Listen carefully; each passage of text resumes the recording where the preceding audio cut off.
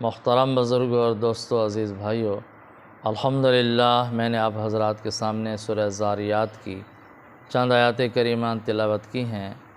اللہ رب العالمین نے ان آیات کریمہ میں اپنی قدرت کے، اپنی توحید کے دلائل بیان فرمائے ہیں۔ اللہ رب العالمین نے اس سے پہلی آیات کریمہ میں پہلے منکرین، کافرین کا انجام بیان فرمایا، پھر متقین، مومنین کا انجام بیان فرمایا، پھر ان آیات کریمہ میں اللہ تعالیٰ نے اپنی قدرت کے دلائل پیش فرما کر انسان کو ہدایت فرمائی ہے کہ وہ ان دلائل پر غور کرے اور ایمان لے آئے اور اللہ اور اس کے رسول صلی اللہ علیہ وسلم کے اطاعت اختیار کرے۔ تو اللہ تعالیٰ ارشاد فرماتے ہیں وَفِي الْأَرْضِ آیَاتٌ لِّلْمُوقِنِينَ، اور اس زمین میں بھی یقین والوں کے لیے اللہ تعالیٰ کی قدرت کی بہت بڑی بڑی نشانیاں موجود ہیں۔ یہ جو اللہ نے زمین بنائی، نشانیاں تو بہت ساری ہیں۔ زمین ایسی چیز ہے کہ ہر انسان کو نظر آتی ہے، ہر انسان کے سامنے ہے، بہت قریب ہے، اسی زمین پر چلتا ہے، اسی زمین پر بیٹھتا ہے، اسی زمین پر سوتا ہے، اسی زمین پر کاروبار کرتا ہے۔ تو اللہ تعالیٰ نے اپنی قدرت کی دلیل بیان فرماتے ہوئے ارشاد فرمایا کہ ذرا اس زمین پر غور کرو۔ اگر میری ذات کو، میری قدرت کو سمجھنا چاہتے ہو تو میری اس نعمت پر غور کرو، اس زمین پر غور کرو۔ اس زمین میں یقین والوں کے لیے بڑی بڑی نشانی، جن کا ایمان ہے، جن کو یقین ہے، یقین والوں کے لیے بڑی نشانی اللہ تعالیٰ۔ کتنی نعمتیں اللہ تعالیٰ نے زمین پر پیدا فرما کر پھیلا دی ہیں انسان کی۔ زمین اللہ نے کیسے بنائی، زمین کا نظام کیسے بنایا، کیسے بہترین زمین اللہ تعالیٰ نے بنائی۔ اس زمین پر اللہ تعالیٰ نے پہاڑ رکھ دیے، دریا پیدا فرمائے، سمندر پیدا فرمائے، درخت پیدا فرمائے، باغات پیدا فرمائے، چشمے پیدا فرمائے، بے شمار چیزیں اللہ تعالیٰ نے پیدا فرمائی ہیں۔ تو فرمایا اگر تم اس زمین پر غور کرو تو اللہ کی توحید سمجھ آتی ہے، اللہ کی قدرت سمجھ آتی ہے۔ اس زمین کو جس ذات نے پیدا کیا ہے، اس زمین پر اللہ تعالیٰ نے کیسی کیسی نعمتیں پیدا فرمائے ہیں، وہ اللہ تعالیٰ کی قدرت کی نشانیاں ہیں۔ اور پھر اللہ تعالیٰ نے ارشاد فرمایا وَفِي أَنفُسِكُمْ أَفَلَا تُبْصِرُونَ، اور خود تمہارے وجود میں بھی اللہ تعالیٰ کی قدرت کی نشانی ہے، کیا تم عقل سے کام نہیں لیتے؟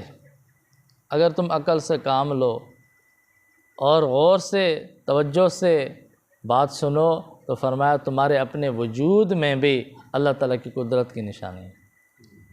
زمین بھی قریب ہے، اس سے زیادہ قریب چیز جو ہے انسان کا اپنا وجود ہے۔ اس وجود کو اللہ تعالیٰ نے کیسے اپنی قدرت کا شاہکار بنایا ہے۔ ایک پانی کے بوند سے اللہ تعالیٰ نے اتنا خوبصورت انسان بنا دیا ہے، کتنے مراحل سے گزارا، کیسی بہترین ترتیب سے بنایا اور کتنا خوبصورت بنایا۔ اور پھر اس چھوٹے سے وجود میں اللہ تعالیٰ نے پورے عالم کی ایک مثال رکھ دی ہے۔ انسان کے وجود کو عالم اصغر کہتے ہیں کہ انسان کا اپنا وجود ایک جہان ہے، ایک عالم ہے، اور پورے عالم کی مثال اس ایک وجود میں موجود ہے۔ تو انسان کے وجود کی بناوٹ کو دیکھو، اس کے اعضاء کو دیکھو، اللہ تعالیٰ نے کیسے خوبصورت اس کے اعضاء پیدا فرمائے، کیسے مناسب اعضاء پیدا فرمائے، اور ایک ایک عضو اللہ تعالیٰ نے کیسا قیمتی بنایا۔ انسان کو اللہ تعالیٰ نے جو دل عطا فرمایا، ذرا اس پہ غور کرو، کیسا دل۔ اللہ نے معدہ عطا فرمایا، کیسی بہترین لیبارٹریاں اللہ تعالیٰ نے فٹ کیا ہیں انسان کے وجود میں۔ آنکھیں عطا فرمایا، کتنی بڑی نعمت ہے، کتنی بڑی اللہ تعالیٰ کی کاریگری ہے۔ دیکھنے کے لیے اللہ تعالیٰ نے قوت بینائی عطا فرمائی ہے، کان عطا فرمایا ہے، زبان عطا فرمائی ہے، دماغ عطا فرمایا ہے۔ ایک ایک عضو اللہ تعالیٰ کی قدرت کی نشانی ہے، اللہ تعالیٰ کی قدرت کی دلیل ہے۔ فرمایا آگے پیچھے نہیں دے سکتے، اپنے وجود کی طرف دیکھو تو تمہیں اللہ کی قدرت یاد نظر آئے گی، اللہ کی قدرت کے دلائل سمجھ آئیں گے، اللہ کی ذات موجود ہے، اللہ تعالیٰ کی قدرت کے دلائل موجود ہیں۔ تو جس اللہ نے اس وجود کو پیدا فرمایا، اس میں اتنی استعداد رکھی، تو فرمایا وہی اللہ معبود برحق ہے، وہی اللہ عبادت کے لائق ہے۔ اور پھر ارشاد فرمایا وَفِي السَّمَاءِ رِزْقُكُمْ وَمَا تُوعَدُونَ، اور تمہارا رزق آسمانوں میں رکھ دیا ہے اور وہ چیز جس کا تم سے وعدہ کیا جا رہا ہے۔ تو اللہ تعالیٰ فرماتے ہیں کہ ہم نے تمہارا رزق آسمان میں رکھ دیا ہے، یعنی تمہارے لیے رزق کے فیصلے آسمانوں میں ہوتے ہیں، لوح محفوظ میں فیصلے موجود ہیں۔ تو رزق مراد صرف مال و دولت نہیں ہے، انسان کو اللہ تعالیٰ نے جتنی نعمتیں عطا فرمائے ہیں وہ اس کے لیے رزق، کھانے پینے کی چیزیں ہوں، پہننے کی چیزیں ہوں، انسان کے پاس جو علم ہے یہ بھی اللہ تعالیٰ کی طرف سے رزق ہے، جو طاقت اللہ تعالیٰ نے دی ہے یہ بھی رزق ہے، جو استعداد دی ہے یہ بھی رزق ہے۔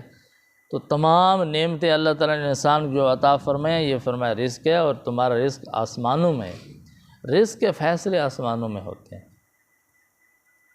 ایک حدیث پاک میں آیا ہے کہ انسان کو رزق اس طرح تلاش کرتا ہے جس طرح موت کا فرشتہ انسان کے پیچھے لگا ہوا ہے۔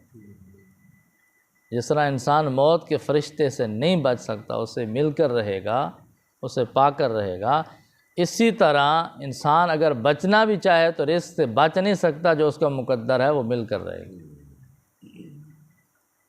تو پھر پریشان ہونے کی کیا ضرورت ہے؟ جو رزق اللہ نے مقدر کر دیا ہے وہ مل کر رہے گا۔ جب تک وہ رزق اپنا کھا نہیں لیتا اتنے تک دنیا سے جا نہیں سکتے، اس کو موت نہیں آ سکتی۔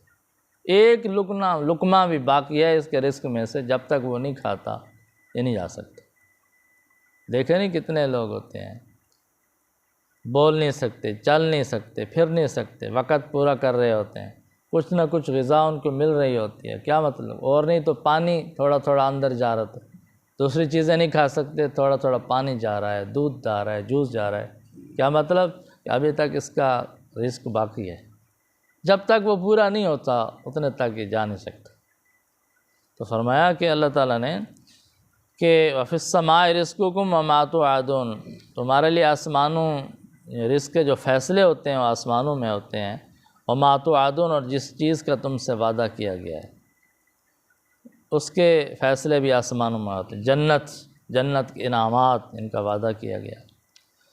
فَوَرَبِّ السَّمَاءِ وَالْأَرْضِ إِنَّهُ لَحَقٌّ مِثْلَ مَا أَنَّكُمْ تَنطِقُونَ، فرمایا آسمان و زمین کے رب کی قسم، آسمان و زمین کے پروردگار کی قسم، کہ یہ آخرت اسی طرح برحق ہے، سچ ہے، جس طرح تمہارا بولنا سچ ہے۔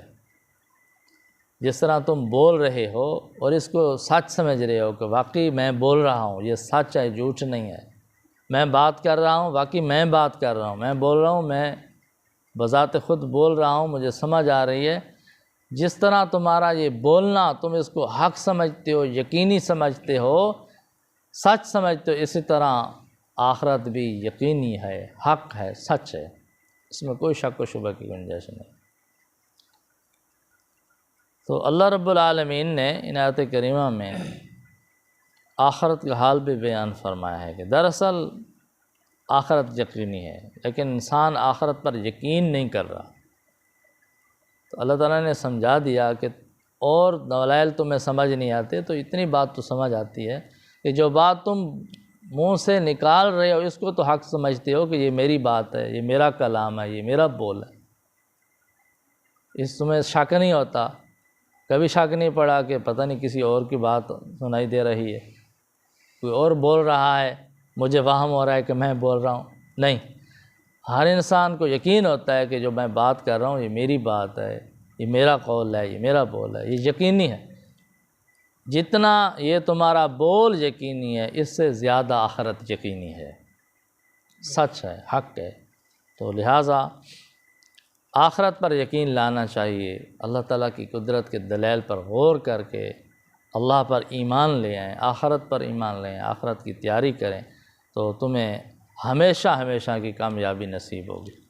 دعا ہے کہ اللہ تعالیٰ ہم سب کو قرآن کریم کی ان ہدایات پر عمل کرنے کی توفیق عطا فرمائیں۔